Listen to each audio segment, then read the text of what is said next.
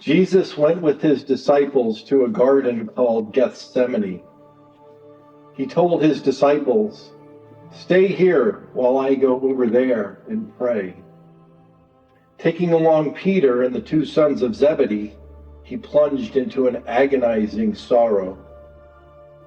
Going a little ahead, he fell on his face, praying, "My Father, if there is any way, get me out of this. But please, not what I want. What do you want?" Judas made his way into the garden and brought with him a gang from the high priests and religious leaders. They were all brandishing swords and clubs. The betrayer had worked out a sign with them. "The one I kiss, that's the one. Seize him." He went straight to Jesus, greeted him, "How are you, Rabbi?" and kissed him. Jesus said, "Friend, why this charade?" Then they came on him, grabbed him, and roughed him up. They tied him up and paraded him to Caiaphas, the chief priest. Judas realized that Jesus was doomed. Overcome with remorse, he gave back the 30 silver coins to the high priest, saying, "I have sinned. I've betrayed an innocent man." They said, "What do we care? That's your problem." Judas threw the silver coins into the temple and left. Then he went out and hung himself.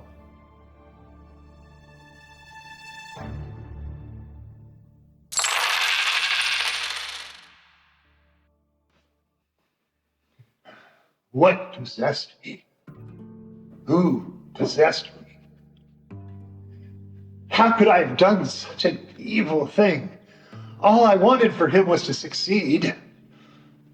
He had all the makings of a great leader, the true Messiah of the people of Israel, the only one who could lead us out of slavery to freedom. I knew from the moment I first saw him.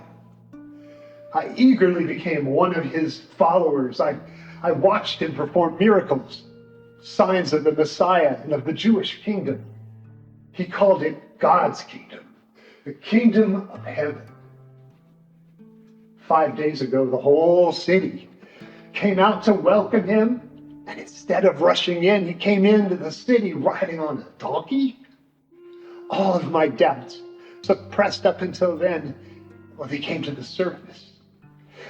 Maybe he needed something drastic to make him change his mind. Desperate to force his hand, I went to the authorities. To the very end, right there in the garden, I was sure he would come to himself and acknowledge who he was. I was sure that as I went to kiss him, he would ask for a sword. And with me at his side, he would lead the revolt. I never dreamt he would allow them to take him. He could have called legions from heaven, I was sure of it. Why didn't he do it?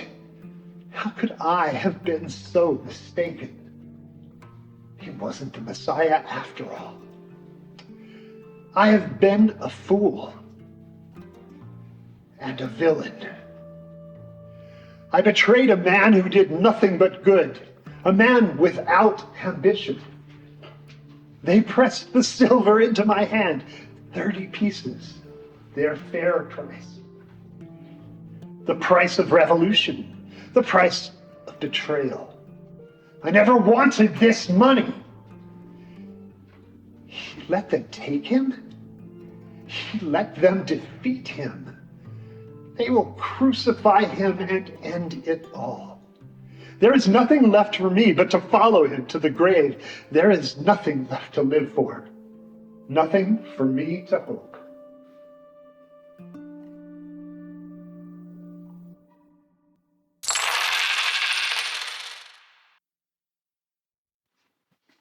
Arresting Jesus, they marched him off and took him into the house of the chief priest.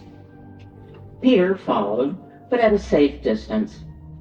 In the middle of the courtyard, some people had started a fire and were sitting around it trying to keep warm. One of the serving maids sitting at the fire noticed him, then took a second look and said, "This man was with him." Peter denied it. "Woman, I don't even know him." A short time later, someone else noticed him and said, "You're one of them." But Peter denied it. "Man, I am not." About an hour later, someone else spoke up, really adamant. "He's got to have been with him. He's got Galilean written all over him." Peter said, "Man, I don't know what you're talking about." At that very moment, the last word hardly off his lips, a rooster crowed. Just then, the master turned and looked at Peter. He remembered what the master had said to him. "Before the rooster crows, you will deny me 3 times." Peter went out and cried and cried and cried.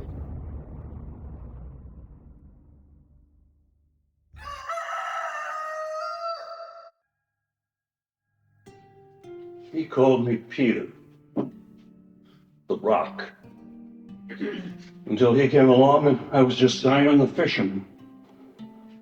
I'll always remember the day I met him. I was standing in the hot sun, casting my nets into the lake with my brother, fishing, a regular job, catching, selling, and cleaning fish. And he came walking on the beach and he said, "Follow me. I'll make you fishers of men." But we didn't ask a question. We dropped our nets and we followed. The stories I could tell, the miracles I saw. He made the lame to walk. He made the blind to see. He fed thousands and upon thousands with a few fish and the loaves of bread. He raised the dead. Miracles. One night while we were out in a boat, a terrible storm came upon us and Jesus came out to us walking on the water. He called to me, I was walking out with him. I walked on water. He always made me feel special. He made me want to be better than I thought I was able to be. Sometimes I was. But now, what have I done? What was I thinking? I expected so much more from myself. Oh yeah, at the table, it was easy. When Jesus talked about being betrayed and arrested and dying, I was angry and protective. "I'll fight for you, Lord." I said, "I'll die for you." And he said, "No, Peter. Before the cock crows 3 times, you will deny knowing me." Deny. him. I would never have thought it was possible. But he was right. When it finally came down to it, I couldn't fight for him. I couldn't die for him. I couldn't even answer the people in the courtyard. Yes, I know him. I follow him. I believe in him. And to say, let him away, he looked at me. Those eyes, I expected anger and resentment. But there was only love in his eyes. There was only ever love.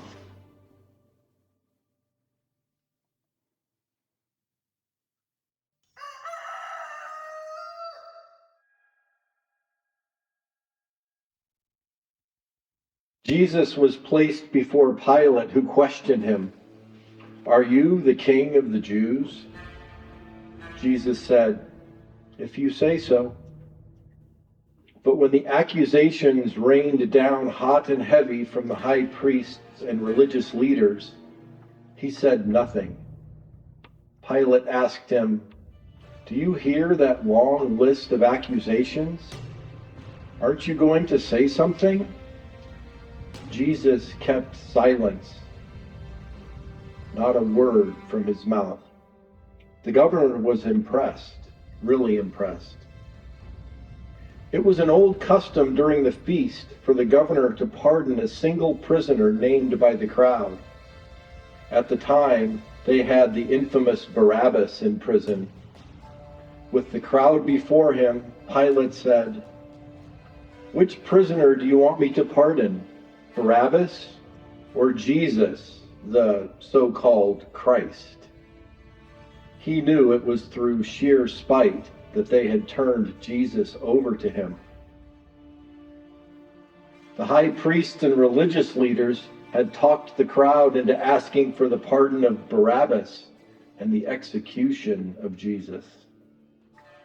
The governor asked, "Which of the two do you want me to pardon?" They said, "Barabbas." "Then what do I do with Jesus, the so-called Christ?" They all shouted, "Nail him to a cross." He objected, "But for what crime?" But they yelled all the louder, "Nail him to a cross."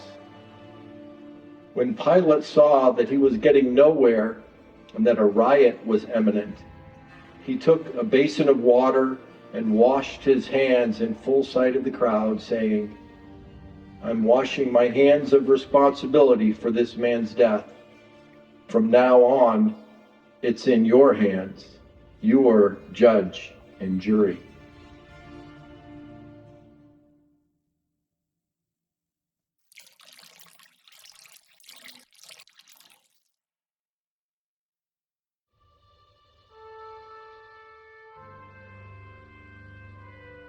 Why am I letting this crucifixion bother me?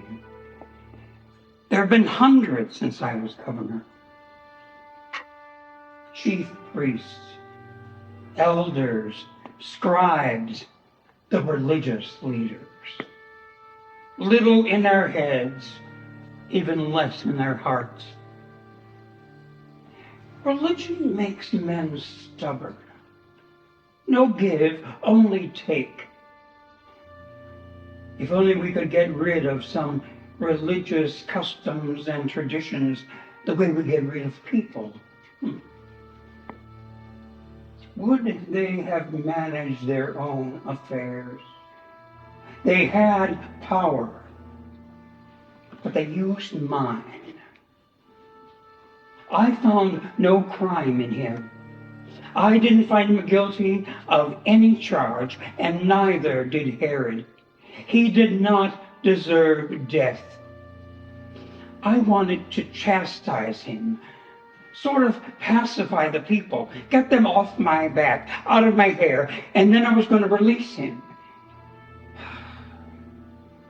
I wish I had.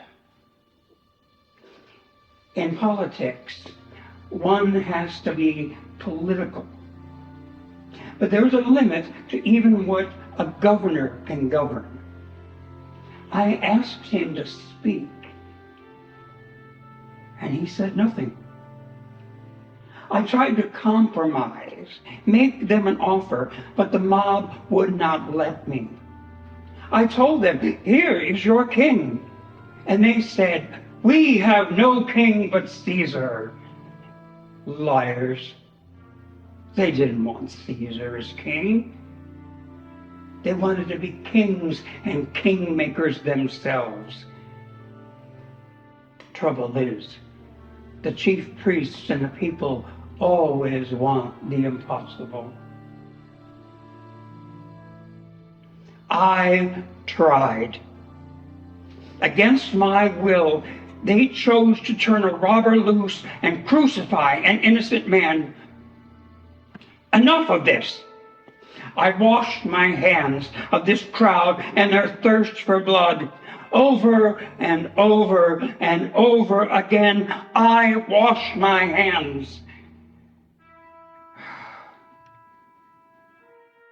Why am I letting this bother me? I ought to be used to crucifixions by now.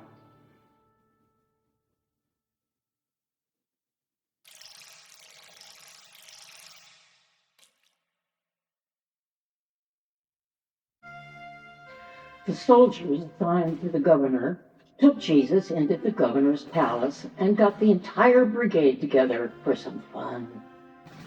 They stripped him and dressed him in a red toga. They plaited a crown from branches of a thorn bush and set it on his head. They put a stick in his right hand for a scepter. Then they knelt before him in mocking reverence. "Bravo, King of the Jews," they said. "Bravo." Then they spit on him and hit him on the head with the stick. When they had had their fun, they took off the toga and put his own clothes back on him. Then they proceeded out to the crucifixion.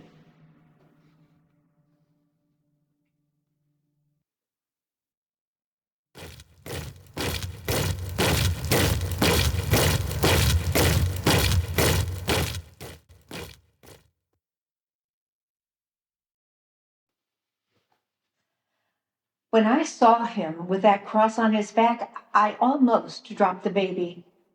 This is what it comes to, I thought. Our life is nothing after all.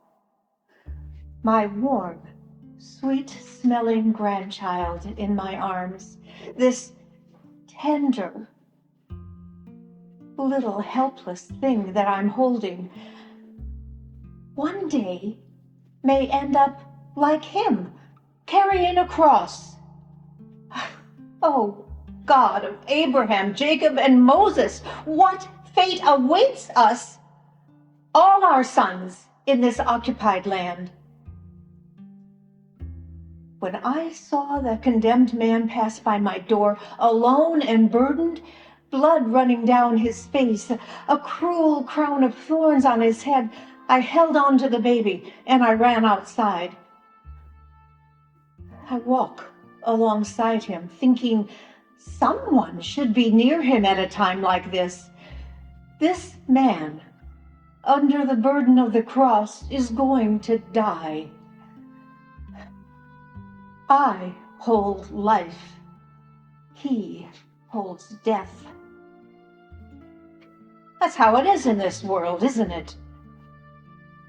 Underneath the yells of the soldiers behind us, the wailing of the women in the distance, and the curses of the angry crowd nearby, I hear him murmur, almost like a prayer. "Abba, my Father." And then it comes to me and it stops me like a terror. I have heard this voice before. I've heard these very same words before. He always called God his Father. That nice rabbi who walked around with his many friends, his hundreds of followers, who spoke everywhere, giving us hope. What will happen to this baby when he grows up? What use is there trying to obey God when good men, like the rabbi who spoke God's truth, are being dragged to their miserable death?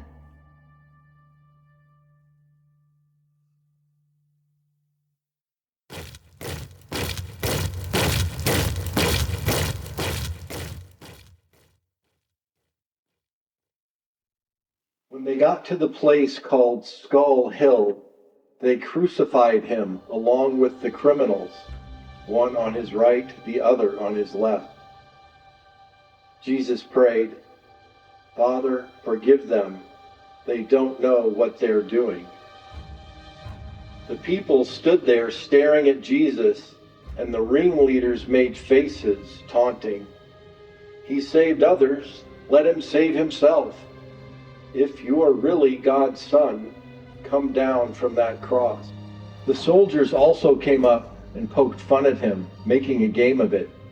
They toasted him with sour wine. "So you're the king of the Jews?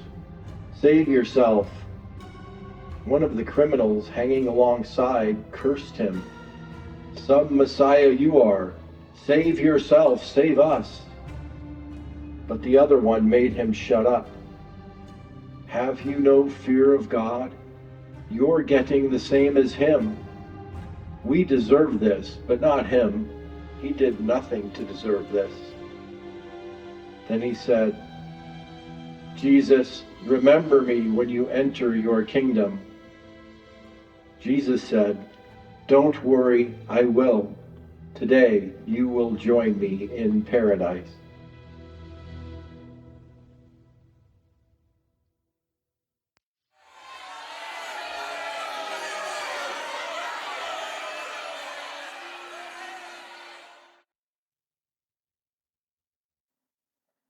Humiliation. These Romans are good at it. They don't do it to their own. Even the worst criminal is given an honorable death if he's a Roman citizen. But not us. Humiliation. These Romans are good at it. They strip away your clothes, the last of your worldly possessions, and with them any last vestige of pride, any remnant of vanity. But what do they know of humiliation? Until they've stood like us at the threshold of death, and it seems a small matter that we have been degraded, despised, tortured, taunted, stripped, and left exposed to half the population of Jerusalem, because then each man must bear his soul before God. God looks into our hearts and calls each memory back to us. The things I stole, the woman I wronged, the child I left behind. This is humiliation. Look at him, the carpenter from Nazareth. What is it about him? Look at his face. There's pain there, but also peace. He's at peace with himself and with God. I would give the world for that. Jesus saved me from myself. Remember me when you come into your kingdom.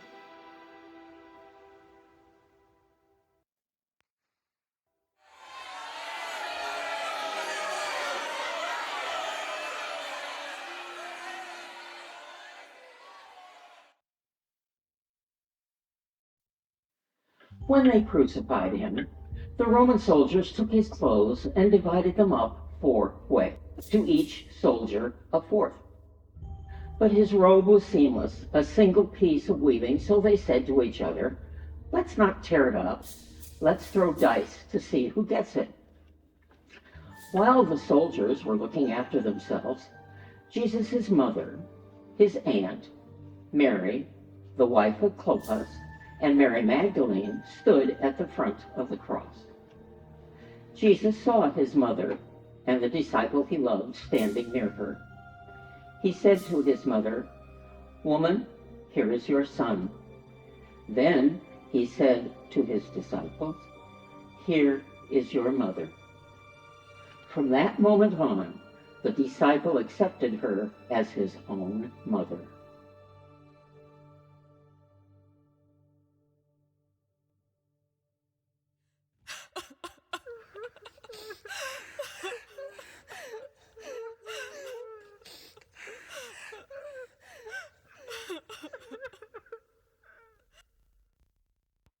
I cry because he changed my life.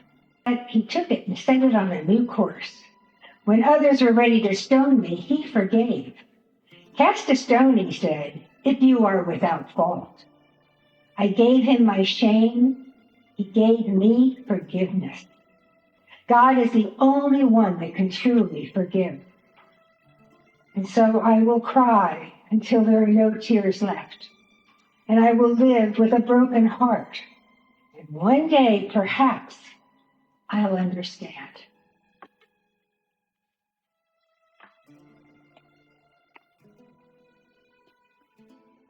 I cry because he gave me life, my brother's life.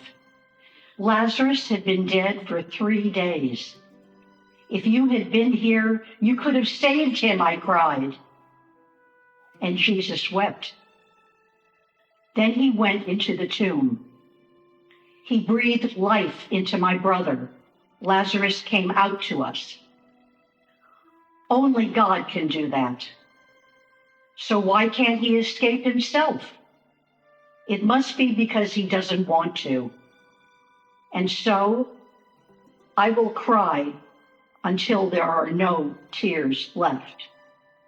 And I will live with a broken heart. And one day, perhaps, I'll understand why God had to die.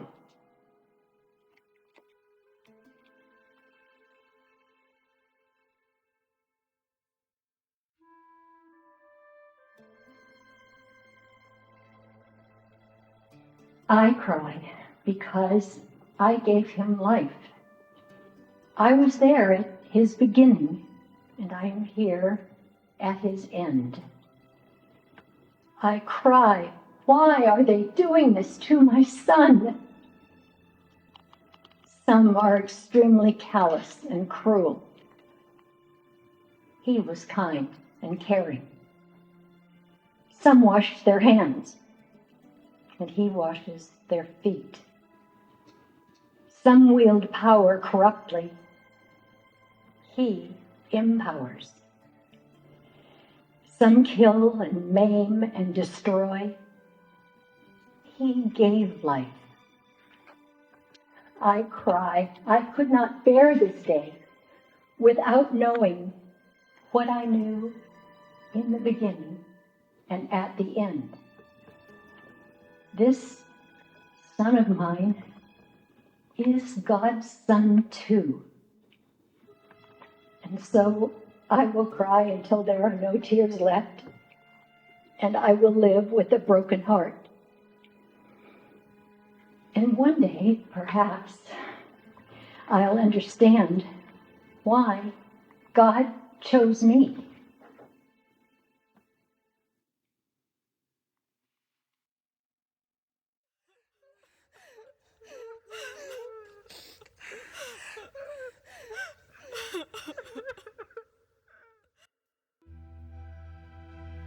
By now it was noon. The whole earth became dark, the darkness lasting 3 hours, a total blackout. Around mid-afternoon, Jesus groaned out of the depths, crying loudly, my God, why have you abandoned me?" Jesus then said, "I'm thirsty." A jug of sour wine was standing by. Someone put a sponge soaked with the sour wine on a javelin and lifted it to his mouth. After he took the wine, Jesus said, "Father, I place my life in your hands." Then he breathed his last. At that moment, the temple curtain was ripped in two, top to bottom. There was an earthquake, and rocks were split in pieces. The captain of the guard and those with him, when they saw the earthquake and everything else that was happening, were scared to death. When the captain there saw what happened, he honored God. This man was innocent, a good man and innocent. All who had come around as spectators to watch the show when they saw what actually happened, were overcome with grief and headed home. Those who knew Jesus well, along with the women who had followed him from Galilee, stood at a respectful distance and kept vigil.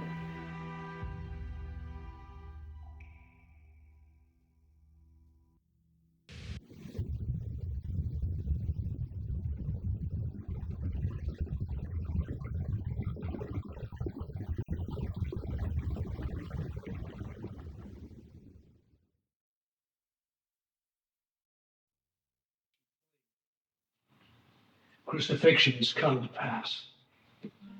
I was the Centurion who ran the show. They gave orders, we carried them out. They made policy, we enforced it. They made laws, they said he was guilty, so we executed the man. I gave the orders to beat him with a flagellum, into which I'd fastened bits of lead and glass and bone and chain. I walked the Via Dolorosa ahead of him and gave the orders to strip him and gave the orders to crucify him. I assumed that by my orders he must be guilty, but I had growing doubts. As he breathed his last, the sky darkened, the earth shook, the curtain of the temple torn in two. Some greater power was at work here. I'll never forget what he said there. He forgave us. All of us. He forgave. He comforted. He loved. He freely gave his spirit to God. And I, the Centurion of law and order, said, certainly this man was innocent. I always thought Rome was the ultimate power, putting down insurrections, controlling rebellions, building roads and bridges, keeping things in order for the emperor, our God Caesar, fulfilling his wants and wishes at the expense of the people. Christ died on this hill because he walked and built a new kind of road and built another kind of bridge from here to eternity and back again and again and again and again. He most certainly suffered there, and he was innocent. He asked for water, and we gave him vinegar. He was innocent. We beat him, we spit on him, and humiliated him. And he was innocent. And he forgave us. Not only were curtains torn in two that day, my heart was. In grief, in guilt, in regret, remorse, shame. The innocent Son of God died on a cross here. How could we have done it?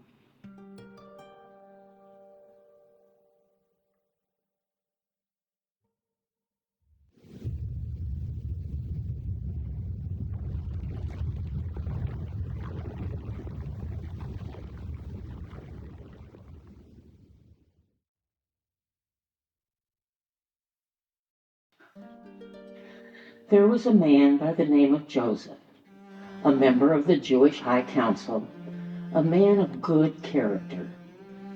He had not gone along with the plans and actions of the council. His hometown was the Jewish village of Arimathea. He lived in alert expectation of the kingdom of God. He went to Pilate and asked for the body of Jesus. Taking him down, he wrapped him in a linen shroud and placed him in a tomb chiseled into the rock, a tomb never yet used. The women who had been companions of Jesus followed along. They saw the tomb where Jesus' body was placed. With the help of some other men, Joseph rolled a great round stone in front of the entrance to the tomb and sealed it up. Then they all went away in silence. It is over. Finished.